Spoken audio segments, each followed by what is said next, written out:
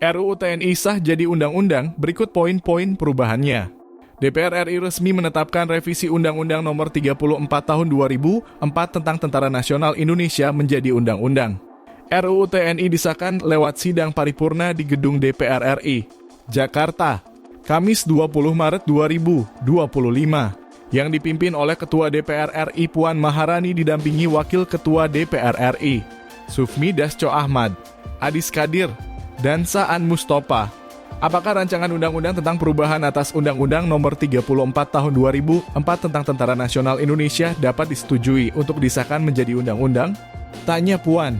Setuju, jawab peserta rapat.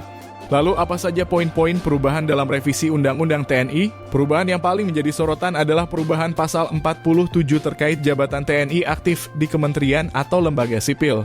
Berdasarkan pasal 47 ayat 1 Undang-Undang TNI lama, terdapat pasal yang menyebut prajurit TNI hanya dapat menduduki jabatan sipil setelah mengundurkan diri atau pensiun dari dinas aktif keprajuritan. Namun dalam Undang-Undang TNI baru, poin itu diubah sehingga TNI aktif dapat menjabat di 14 kementerian atau lembaga. Kementerian atau lembaga yang dimaksud adalah kementerian atau lembaga yang membidangi koordinator bidang politik dan keamanan negara. Pertahanan negara termasuk Dewan Pertahanan Nasional, Kesekretariatan Negara yang menangani urusan Kesekretariatan Presiden dan Kesekretariatan Militer Presiden, Intelijen Negara, Siber dan Sandi Negara.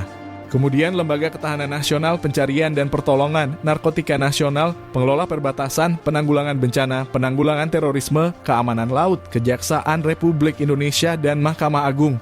Sementara itu TNI aktif harus mundur atau pensiun jika mengisi jabatan di luar 14 kementerian atau lembaga sipil tersebut. Selanjutnya, poin revisi soal batas usia pensiun diatur dalam pasal 53. Pada Undang-Undang TNI lama, batas usia pensiun TNI bagi perwira paling lama 58 tahun, sedangkan batas usia pensiun bagi bintara dan tamtama adalah 53 tahun. Setelah direvisi, batas usia pensiun diperpanjang sesuai dengan pangkat prajurit. Pasal 53 ayat 3 Undang-Undang TNI baru mencatat batas usia pensiun bintara dan tamtama paling tinggi 55 tahun, perwira sampai dengan pangkat kolonel adalah 58 tahun. Kemudian perwira tinggi bintang 1 adalah 60 tahun, perwira tinggi bintang 2 paling tinggi 61 tahun, dan perwira tinggi bintang 3 adalah 62 tahun.